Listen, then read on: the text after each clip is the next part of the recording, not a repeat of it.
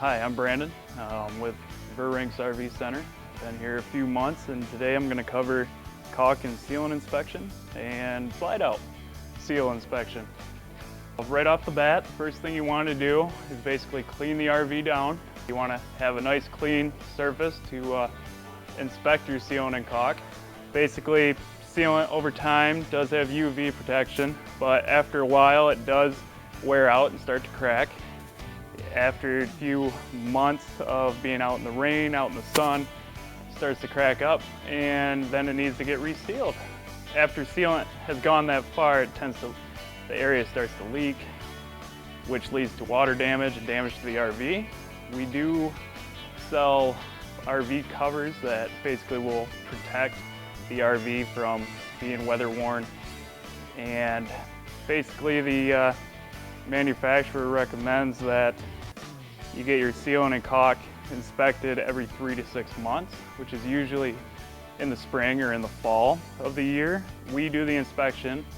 During the inspection, we look for pitting, any type of holes in the sealant, or where the sealant has dried out and cracked and needs to be replaced. When replacing sealant for sidewalls in particular, silicone-based adhesive has been the #1 recommended brand for its way to adhere to the sidewall surface and to repel water. Basically, it keeps it lasts a lot longer, has a strong hold to it, and keeps the caulk in better condition.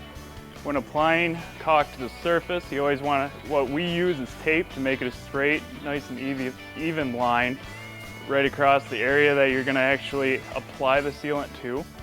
And first off, what we use is Acrosol, and we sell that here. And basically it cleans the surface really well. It pretty much dries out the area, it helps remove the sealant and caulk itself. We apply that before we apply new sealant. Right over here is the #1 brand recommended self-leveling caulk for rubber roof and fiberglass roof and metal roof. We all sell different types of sealant for the job that needs to be performed. My next subject that I'm going to cover is about your slide out restoration there. They are made of rubber, so eventually they do wear out and they tend to dry out to the point of need to be replaced. We do sell lubrication and it's slide out lubrication and conditioner. Basically, both of them are in aerosol cans, and what you do is you just clean off the seal around the slide out itself with soapy water and then apply the lubrication and the conditioner. Basically, you got to wait easily 2 to 5 hours before moving the slide out once applied, but that'll keep your seals in better condition. It'll basically it keeps water off from it, and it makes your seals last a lot longer. Once you move on to the roof, you are able to walk around up on top of the roof. I don't know, a lot of people know that. You will not fall through the top of the roof, so when you're inspecting, look around basically all your vents and your fans and everything for pinholes, cracks, and where screws have been put through is one of the main areas where it leaks. We do sell this stuff called rubber wash for the roof, and basically it cleans the surface down to pretty much brand new material and protects the roof from then on out.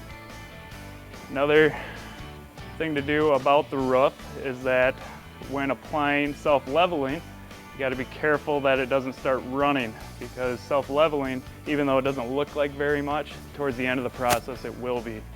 It'll self-level itself out at least an inch more than what is applied. Any questions that you have, I'll be here, or give us a call, bring your unit in.